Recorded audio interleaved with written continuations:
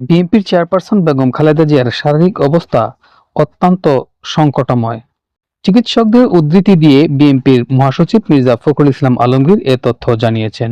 গত 2 দিন ধরে তার বেশ কয়েকটি রোগের জটিলতা বেড়েছে।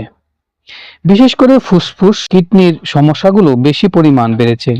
তার চিকিৎসায় দেশি বিদেশি বিশেষজ্ঞ চিকিৎসকদের সমন্বয়ে গঠিত মেডিকেল বোর্ডের সদস্যরা সার্বক্ষণিক পর্যবেক্ষণে রেখে তার চিকিৎসা চালাচ্ছেন। 80 বছর বয়সী এই প্রধানমন্ত্রী দীর্ঘদিন ধরে হৃদরোগ, diabetes, arthritis, liver cirrhosis, kidney জটিলতা সহ নানা শারীরিক অসুস্থতায় ভুগছেন। 23 নভেম্বর গুলশানের বাসা ফিরোজায় শ্বাসকষ্ট দেখা দিলে দ্রুত তাকে রাজধানীর এভার কেয়ার হাসপাতালে নেওয়া হয়। মেডিকেল বোর্ডের সিদ্ধান্ত অনুযায়ী সেদিনই তাকে হাসপাতালে ভর্তি করা হয়। প্রিয় নেত্রী বেগম খালেদা জিয়ার রোগ মুক্তির কামনায় গতকাল বাদ জুম্মা সারা দেশের মসজিদে মসজিদে দোয়া ও মোনাজাতের আয়োজন করে বিএনপি।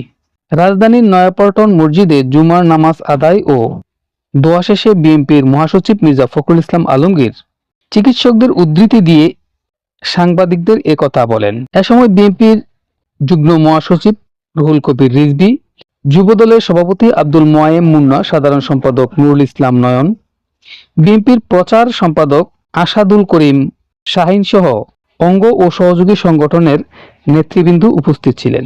গত 15ই অক্টোবর তিনি এ হাসপাতালে ভর্তি হয়েছিলেন এবং একদিন থেকে স্বাস্থ্য পরীক্ষা সম্পন্ন করেন। তার আগে গত 7 জানুয়ারি উন্নত চিকিৎসার জন্য যুক্তরাষ্ট্রের লন্ডনে যান বেগম খালেদা জিয়া। সেখানে 117 দিন অবস্থান শেষে 6 মে দেশে ফিরেন তিনি। এরপর নিয়মিত চিকিৎসার অংশ হিসাবে তিনি এভার কেয়ার হাসপাতালে যাচ্ছিলেন। এতক্ষণ আপনাদের সাথে ছিলাম আমি মাসুদ মোল্লা। সব ধরনের খবর সবার আগে জানতে আমাদের সাথেই থাকুন। আল্লাহ হাফেজ।